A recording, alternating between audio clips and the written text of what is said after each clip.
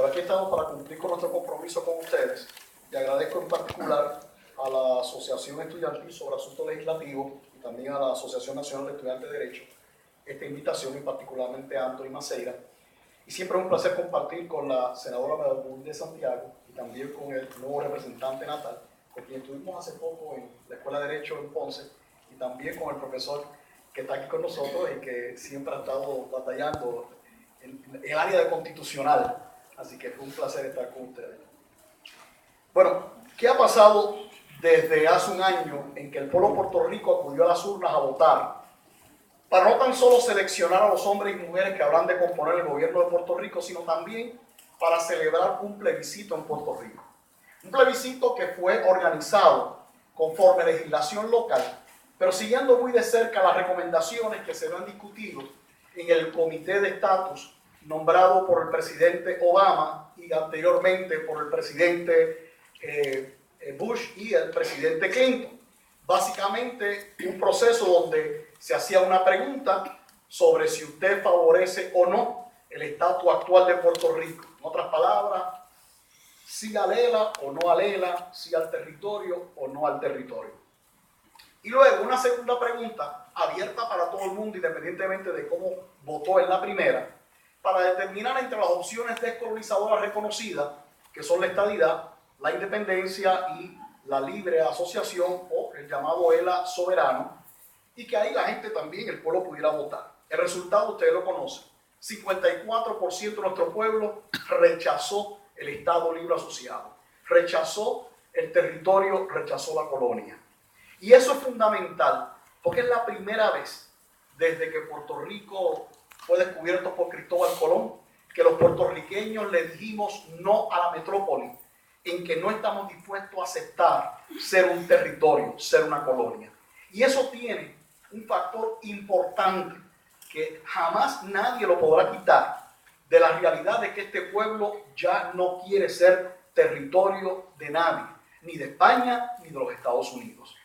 La segunda votación tiene su importancia también porque por primera vez la estadidad logra obtener la mayoría en una elección o votación ante el pueblo de Puerto Rico. Y esto, a pesar de que se le quiera quitar importancia por los que obviamente se oponen a la estadidad, no deja de ser una realidad y que hemos visto cómo han sido las reacciones que hemos tenido a la luz de ese resultado. Por ejemplo, el presidente de los Estados Unidos, Barack Obama, reconoció que había sido una votación donde los resultados fueron claros. El pueblo de Puerto Rico quiere que se resuelva el issue del estatus y una mayoría escogió la estadidad en la segunda pregunta. Y a esos fines se hizo una asignación de 2.5 millones de dólares para poder hacer una campaña educativa objetiva y no partidista y un proceso plebiscitario con aval congresional en el que se elegirá solamente entre alternativas que sean válidas constitucionalmente y legalmente y que sean ratificadas por el secretario del Departamento de Justicia. Claro, cuando yo escuché que Barack Obama había presentado eso, yo dije que bueno, pero por otro lado, viendo que en 4 años no ha logrado que le aprueben un solo presupuesto del Congreso dominado, particularmente de la Cámara de Representantes por los republicanos, pues habrá que ver en qué termina esta asignación presupuestaria para poder hacer valer el resultado del plebiscito local. Por otro lado, el gobernador electo en ese momento, Alejandro García Padilla, dijo que él no iba a avalar esa determinación del pueblo de Puerto Rico en esa parte. Claro, avalaba la decisión del pueblo de Puerto Rico de que él fue electo gobernador, pero en ese mismo proceso democrático no estaba dispuesto a reconocer que el pueblo había votado en contra del Estado Libre Asociado y entre las opciones no territoriales había favorecido la estadidad. Y también vimos que el comisionado residente tan pronto juramentó en el 2013, en enero, presentó meses después un proyecto que se titula Puerto Rico Status Resolution Act, debo decir, HR 2000, que al día de hoy cuenta con 125 congresistas como coautores, pero aún no se ha movido de la caja de bateo, aguardando que la Comisión de Asuntos que tiene que ver con Puerto Rico atienda esa medida. La sección 2 de ese proyecto básicamente establece que su propósito es proveer para una ratificación de votación autorizada por el gobierno federal sobre la admisión de Puerto Rico a la Unión como Estado, y si una mayoría de votantes ratifica el deseo de que Puerto Rico se convierta en Estado, describir los pasos que el presidente y el Congreso seguirán para habilitar la admisión de Puerto Rico como Estado de la Unión. Básicamente eso es lo que persigue el proyecto, lo cual entró en debate de, bueno, eso valida o no valida el resultado que hubo en el plebiscito del día 6. Bueno, pues la contestación del comisionado residente ha sido, sí lo valida, pero queremos ratificar. Y ahí estamos hasta que hubo una vista pública muy importante que celebró el cuerpo donde no hay ningún proyecto radicado, que es en el Senado de los Estados Unidos. Y allí la Comisión de Energía y Recursos del Senado, con el presidente de la comisión, Ron Wyden, dirigió una vista en la que básicamente dijo que el ELA actual no es opción para Puerto Rico, pues no es digno de la tradición democrática de Estados Unidos. También hubo otros miembros de esa comisión que hicieron otras expresiones, entre ellos la que es la portavoz y miembro de más alto rango de los partidos republicanos, la misma, que dijo, y cito, ahora que se llevó a cabo el plebiscito, se me hace claro que la mayoría de los puertorriqueños no favorecen el actual estatus territorial. Y un senador de Nuevo México que tuvo un intercambio interesante con el gobernador de Puerto Rico, señaló que, y cito, está claro que Puerto Rico vota en contra del Estado Libre Asociado. Esa vista fue importante porque le daba la oportunidad a los presidentes de los partidos políticos de Puerto Rico o los representantes autorizados de las opciones que habían, de explicar cuál debía ser el paso que tomara el Congreso de los Estados Unidos. Y el gobernador de Puerto Rico nuevamente indicó que no le daba validez a esa votación democrática, y cuando se le hizo pregunta de que explicara en qué consiste el desarrollo o crecimiento del Estado Libre Asociado, el famoso Commonwealth Enhancement, el gobernador, aquellos que vieron la vista pública por televisión, vieron que pistoreó y que jamás pudo explicar en qué consiste ese llamado cambio que quiere el Partido Popular. Luego de eso, ¿qué hemos visto? Hemos visto que el proyecto en la Cámara sigue detenido en el proceso, el debate político sigue, el resultado de las elecciones, pues, para aquellos que creen que Macondo queda en Colombia, pues se equivocan, está aquí. El pueblo vota por rechazo a Lela, vota por la estadidad, pero elige gobernador a un defensor del status quo, ni siquiera de la libre asociación. Y entonces tenemos que el gobierno no hace nada para implantar la voluntad del pueblo de Puerto Rico, lo cual resulta una traición de lo que fue esa voluntad libremente expresada en las urnas.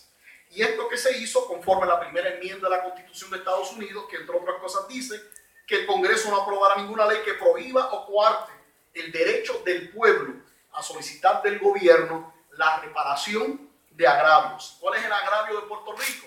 El pueblo lo manifestó claramente. El agravio es que somos un territorio, que somos una colonia, que esto no aguanta más. Y cuando uno mira lo que están diciendo los propios estudios de la Junta de Planificación de la actual administración, del estado económico que se encuentra en Puerto Rico, y lo podemos trasladar a años anteriores, vemos que el Estado Libre Asociado ya no le sirve a Puerto Rico. En ese sentido, el pueblo fue claro cuando se manifestó. Yo no tengo dudas que si hubiera una nueva votación, probablemente el rechazo a Lela sea mucho mayor del que fue en el último plebiscito celebrado hace exactamente un año. Además de eso, se han radicado varios proyectos en el Senado y la Cámara. Uno es de la autoría de la senadora María de Lourdes Santiago, que es para establecer una asamblea asamblea de estatus. Mientras hay otras medidas radicadas en la Cámara, que creo que el representante Natal es coautor, que va dirigido a establecer también más o menos un mecanismo similar. Yo francamente no favorezco ninguna asamblea constitucional de estatus o ninguna asamblea de estatus. Yo creo que el pueblo habló, y habló claro, y es cuestión de poner e implantar la determinación de nuestro pueblo. Una asamblea de estatus, créame, yo he estado en la legislatura por varios años, y se convierte en otra sesión del bla bla. Mire, aquí ya sabemos lo que es la estadidad, y habrá que explicar aún más detalle. Aquí sabemos lo que es la independencia. Yo creo que no hace falta hacer una asamblea de estatus para ello. Pero ciertamente lo que no sabemos, y y yo no estoy dispuesto a pagar dinero al pueblo para que ellos definan, es en qué consiste el Estado Libre Asociado Soberano o la libre asociación o como le quieran llamar, los que favorecen que Puerto Rico pueda ser un Estado Libre Asociado, pero no sujeto a la cláusula territorial. Varias veces ya le han dicho en el Congreso, en el Departamento de Justicia, el mismo comité de estatus que nombró el presidente, de que no hay más crecimiento del ELA, del territorio, porque está sujeto a la cláusula territorial. Y eso es claro. La única manera es una libre asociación, donde primero ocurra la transferencia de poderes al pueblo de Puerto Rico y luego, adquirida la soberanía por parte del pueblo, el pueblo de Puerto Rico entra de soberano a soberano en una conversación con los Estados Unidos. De manera que no se puede ser un territorio para implantar una libre asociación, se tiene que ser independiente para entonces entablar lo que sería esa conversación. Y por último, ¿qué harían los estadistas? Mi posición es la siguiente. 7 territorios se enfrentaron a un Congreso, no actuaba y no hacía caso a lo que era el deseo del pueblo de ese territorio. Comenzando con Tennessee y terminando con Alaska. 7 territorios que adquirieron como Estado decidieron implantar lo que se conoció como el Plan de Tennessee, que no es otra cosa que una vez se favorece la estadidad, como ya ocurrió en el plebiscito, una vez se rechaza el territorio, como ya ocurrió en el plebiscito, el pueblo elige sus 2 senadores y el número correspondiente de miembros al Congreso, a la Cámara de Representantes Federal que tendría derecho, y se trasladan al Congreso a exigir que lo admitan y lo sienten en sus escaños, porque esa ha sido la voluntad del pueblo. En 7 ocasiones, comenzando con Tennessee y terminando con Alaska, se ha implantado este proceso y ha sido exitoso. Yo creo que tenemos que hacer lo mismo, porque si no se hace, quedaremos haciendo más de lo mismo por años y años, y siempre habrá una excusa para no atender el asunto de Puerto Rico, porque siempre habrá algo que alguien pueda levantar como que es más importante. Pero no puede haber nada más importante que poner en ejecución la voluntad de nuestro pueblo, y el pueblo fue claro. Votó en contra de la colonia, en contra de Lela y a favor de la estadidad para Puerto Rico. En nuestros próximos turnos estaremos expandiendo más nuestra posición. Muchas gracias.